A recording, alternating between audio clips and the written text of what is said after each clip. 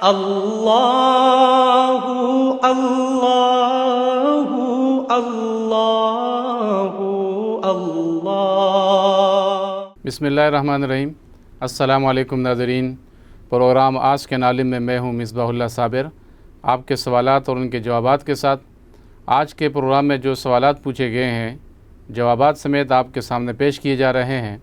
اس سلسلے میں پہلا سوال جو یہاں ہمیں موصول ہوا وہ یہ کہ ایک عیسائی طالبہ اسلام میں دی جانے والی سزائے قتل پر اعتراض کرتی ہے، اس کے حوالے سے ہمارے پاس کیا جواب ہونا چاہیے؟ دیکھیے، اسلام ایک مکمل دین ہے، ضابطۂ حیات ہیں اور تمام قواعد اور ضابطے اپنے ماننے والوں کے لیے پیش کر رہا ہے اور انسانیت تک اپنا پیغام پہنچاتا ہے۔ تو انسانیت کی جتنی ضروریات ہیں روحانی، جسمانی، معاشرتی حوالے سے وہ اسے پیش کرتا ہے اور ان ضروریات کو مکمل کرتا ہے، پورا کرتا ہے، مسائل کو حل کرتا ہے اور رہنمائی دیتا ہے۔ اس سلسلے میں کچھ احکام ہیں اور احکام میں بعض احکام ایسے ہیں کہ جو معاشرے کی فلاح بہبود اور بہتری اور معاشرے کے تحفظ کے لیے انتہائی ضروری ہیں۔ ایسے احکام کچھ ایسے جرائم کی صورت میں دیے جاتے ہیں کہ جو جرم معاشرے کو تباہی کے دہانے پہ پہنچاتا ہے اور معاشرے میں بربادی پیدا کرتا ہے۔ ایسا فساد کہ جو پورے معاشرے کو لپیٹ میں لیتا ہے، اس کی سزائیں سخت رکھی گئی ہیں۔ ویسے اسلام میں سزائیں کم ہیں اور انسانوں کی رہنمائی، انسانوں کو امن، تحفظ اور پھر ایک آخرت میں اللہ تعالیٰ کی رحمتوں کا وعدہ، یہ چیزیں زیادہ ہیں۔ بہرحال بعض چیزیں ایسی ہیں کہ جو بہت ضروری ہے اور اصلاح احوال، اصلاح معاشرے کے لیے اس کا ہونا از حد ضروری ہے۔ جس طرح اسلام میں اس قسم کے احکام موجود ہیں، اسی طرح جو دوسرے ادیان باطلہ ہیں، عیسائیت ہے، یہودیت ہے، ہندو مت ہے، بدھ مت ہے اور دیگر جو اس وقت ادیان باطلہ وجود میں آ رہے ہیں جدید دور میں، شیطانی مذہب ہے یا قادیانیت ہے یا اس طرح دوسری جو ہے، اس میں بھی اس قسم کی سزاؤں کا تذکرہ موجود ہے، قواعد موجود ہیں۔ بلکہ اگر میں اس سوال پر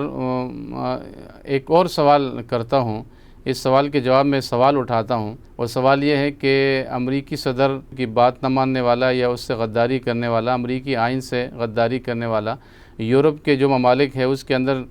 بہت ساری شخصیات ایسی ہیں، جیسے یورپ کے اندر، فرانس کے اندر جو شخصیات، جرمنی میں، ان کے لیے کیوں ایسے قوانین بنائے گئے؟ جو ہٹلر کے ساتھ غداری کرے گا تو اس کو قتل کیا جائے گا، اور نیپولین بوناپارٹ کے ساتھ جو غداری کرے گا، اس کے شان میں گستاخی کرے گا، وہ وہ مطلب قتل، گردن زدنی کا جو ہے شکار ہو جاتا تھا، اور اس کے لیے قانون بنایا گیا۔ یہ تو انسان ہے اور ان انسانوں کی گستاخی کرنا جو ہے وہ اتنا بڑا جرم قرار پائے کہ، اور اس طرح کے جو انسانی دساتیر ہیں، ان دساتیر کے ساتھ غداری کرنا، بدعہدی کرنا یا اس کو نہ ماننا، اس قسم کے یہ جو جرائم وہاں پر یہ جو جرائم ہے، اس کے اوپر جو انہوں نے قتل کی سزا سنائی ہیں۔ تو اسلام تو بہت حد انتہا پہ جا کے جو ہے جہاں پر یہ سزا دیتا ہے وہ بہت کم ہے۔ مثال کے طور پر اسلام ہمیں قصاص کا حکم دیتا ہے،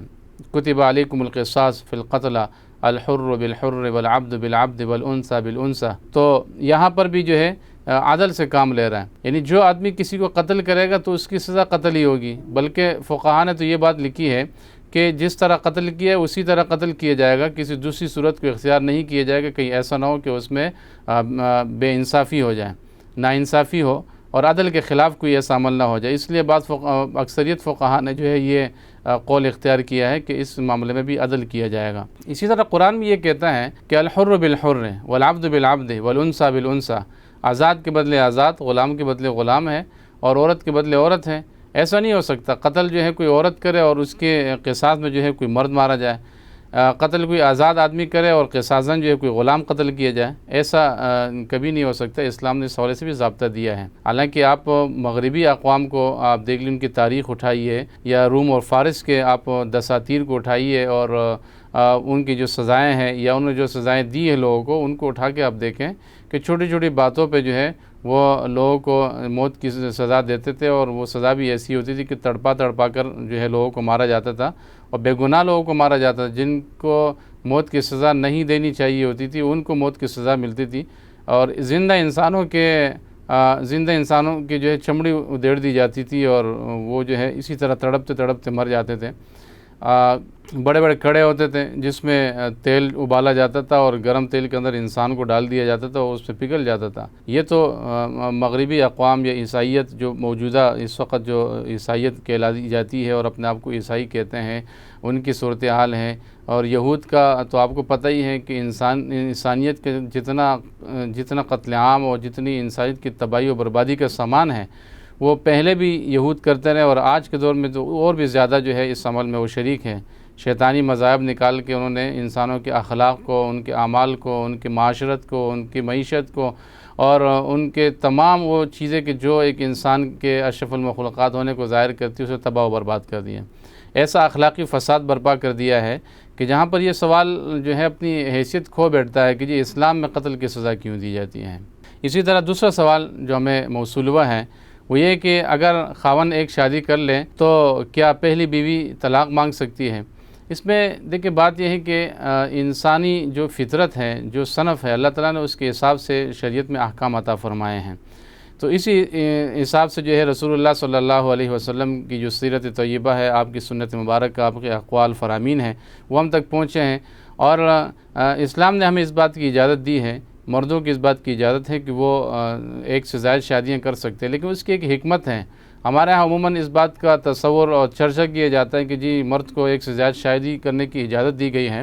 لیکن یہ نہیں بتایا جاتا کہ کیوں دی گئی ہے۔ سورہ نساء کی جس آیت کا حوالہ دیا جاتا ہے اس آیت میں اللہ تعالیٰ نے تو ذکر فرمایا ہے، یتیم بچیوں کا تذکرہ کیا ہے، بیواؤں کا تذکرہ کیا ہے، جو مجاہد جنگوں میں شہید ہو جاتے تھے ان کے بچے رہ جاتے، بچیاں ہوتی تھیں، ان کی جو بیویاں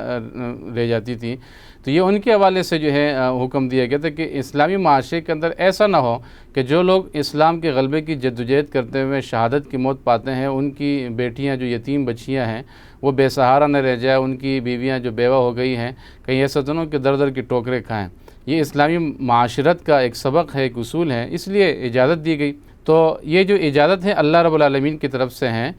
لیکن یہ کہ جو حضرات اس اجازت سے فائدہ اٹھانا چاہتے ہیں تو ان کو اس بات کا اہتمام کرنا چاہیے کہ جو عدل اور انصاف سے کام لیں۔ حضور نبی کریم صلی اللہ علیہ وسلم نے ایک سے زائد شادی کرنے والے لوگوں کو اس بات کی تعلیم دی ہے، آپ کی احادیث مبارکہ میں یہ فرامین موجود ہیں کہ آپ صلی اللہ علیہ وسلم نے عدل اور انصاف کا حکم دیا ہے۔ پہلی بیوی کو طلاق کا حق اس صورت میں اس لیے نہیں ملے گا کہ یہ اگر شخص جو ہے کوئی عادل آدمی ہے اور اس کی ضروریات کو پورا کرتا ہے، شریعت نے جو ذمہ داریاں بیوی کے حوالے سے اس کے کندھوں پہ ڈالی ہے وہ ان تمام ذمہ داریوں کو پورا کرتا ہے، تو پھر جو ہے اس بیوی کو حق حاصل نہیں ہے کہ وہ اپنے شوہر سے طلاق کا مطالبہ کریں۔ یہ تو اللہ رب العالمین کے حکم ہے۔ دوسری طرف مردوں کو اس بات کے جو ہے خیال رکھنا چاہیے کہ وہ کہیں اپنے رویے سے کوئی ناانصافی تو نہیں کر رہے، کہ عدل کا دامن ہاتھ سے تو نہیں جانے دے رہے ہیں۔ اگر اس کے برخلاف کوئی ایسی ٹوس وجوہات ہو کہ جس کی وجہ سے ان دونوں کا یعنی میاں بیوی کا آپس میں رہنا بالکل ہی ایک ناممکن صورت بن جائے اور ایک متعفن زدہ ایک ماحول بن جائے، تو ایسی صورت میں اسلام بھی اس بات کی اجازت دیتا ہے کہ خلا حاصل کرے وہ عورت۔ اسلام اس بات کا حکم بھی دیتا ہے کہ وہ عورت جو ہے خلا حاصل کرے۔ کیوں؟ اس لیے کہ اسلام نے یہ جو رشتہ قائم کیا ہے یہ ایک ایسا رشتہ ہے جو معدت چاہتا ہے، جو محبت چاہتا ہے، جو آپس میں جوڑ اور تعلق چاہتا ہے۔ اگر جوڑ نہیں ہے، تعلق نہیں ہے، معدت نہیں ہے، محبت نہیں ہے اور زندگی اجیرن ہے اور خود بھی یہ پریشان حال ہے اور عداوت کینہ دلوں میں جو ہے موجود ہے، اور ساتھ والے جو لوگ ہیں، دونوں خاندان ہیں، معاشرہ ہے، گلی کوچہ ہے، وہ سارے لوگ بھی اذیت جو ہے محسوس کرتے ہیں، ایک متعفن زدہ ماحول ہے، تو اس تعفن جو پھیل گیا ہے اس کو ختم کرنے کے لیے شریعت نے جو ہے خلا کا راستہ رکھا ہے، طلاق کا راستہ رکھا ہے۔ لیکن یہ دونوں راستے جو ہے انتہائی ضرورت کے مطابق اس کے تفصیلی احکام شریعت میں موجود ہے، قرآن اور حدیث میں موجود ہیں، فقہاء اور اسلاف نے، سلف صالحین نے اس کو بیان کیا ہے۔ آج کے معاشرے میں بھی یہ آپ کو مختلف مواقع پر، مقامات پر علماء جو ہے بیان کرتے ہوئے نظر آتے ہیں۔ لہذا جو عدل کا دامن ہے اس کو تھام لینا چاہیے، اسے نہیں چھوڑنا چاہیے، اور درگزر معافی کرنا اور دوسروں کے جو قصور ہے اس کو معاف کرنا، اس سے درگزر کرنا اور نظر انداز کرنا، یہ مومن کی شان ہے، اس شان کو اختیار کرنا چاہیے۔ آج کے پروگرام میں یہ سوالات تھے جو شامل کیے گئے، ان کے جوابات آپ کے سامنے پیش کر دیے گئے۔ دیکھتے رہیے گا آج کے نالم مصباح اللہ صابر کے ساتھ۔ اللہ اللہ اللہ اللہ